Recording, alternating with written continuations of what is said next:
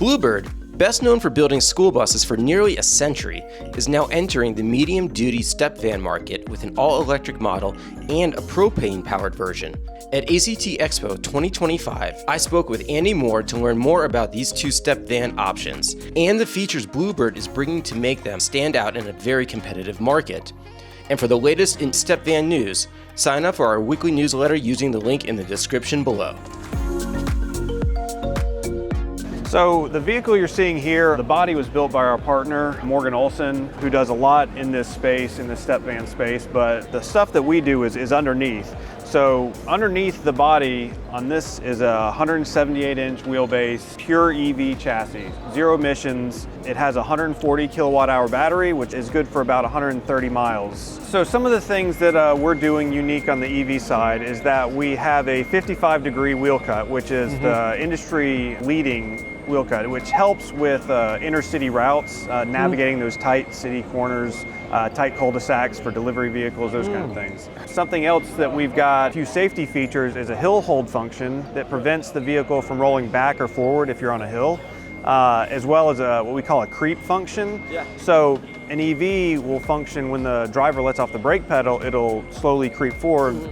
So it has that same pedal feel as like a typical internal combustion engine vehicle. Now, what sets this apart from some of its direct competitors? So this is starting to get to be kind of a crowded segment, the medium-duty step van market. What makes it unique? I think one of the things that we really bring to this is that we're an established OEM. Like I said, we've been here for almost 100 years building school buses. We've designed and been building our own chassis for our school buses since 1952, and we're really leveraging that experience in the commercial space. So that means if there are ever any mechanical issues, damages, the customers always have a parent company Absolutely. they can go to, an established one. Absolutely. So we've put over 2,500 electric school buses on the road, and when we talk about propane, we've put over 23,000 propane vehicle school buses on the road. Wow. So we have a lot of experience. We know how to take care of our customers, which is why we've been here for 100 years. Now this is coming to market very soon, correct? Yes, so we're looking to go to market first quarter of next calendar year, so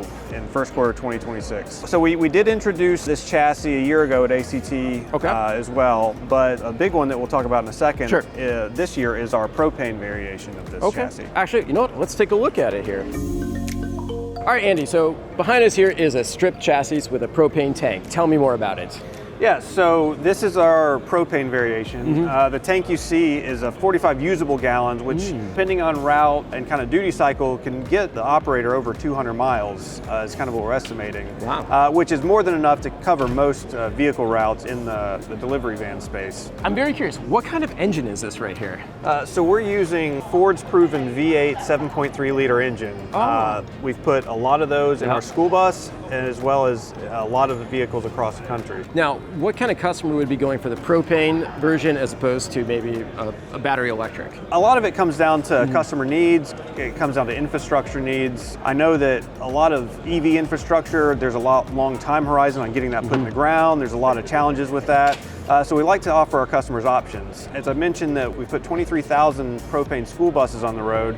And so along with that, aside from just selling the school bus, we've worked a lot with propane fuel providers to provide that infrastructure, help the customers make the transition to alternative fuel. Okay, and both vehicles are going to be in all 50 states, or is it going to be a state-by-state case? Yeah, so we will be offering this across the US, so any customer in Canada. One of the great things about propane is that it operates in a wide range of temperatures. So especially when you get into the northern US and Canada, when temperatures can drop to -40, the propane fuel system with our partners Roush, it can fire up at -40. And sometimes with a battery, when you hit those really cool temperatures, you're going to lose some range. You definitely lose range on the EV side. Right. Another thing that I do want to point out is that our propane is an OEM-installed fuel system.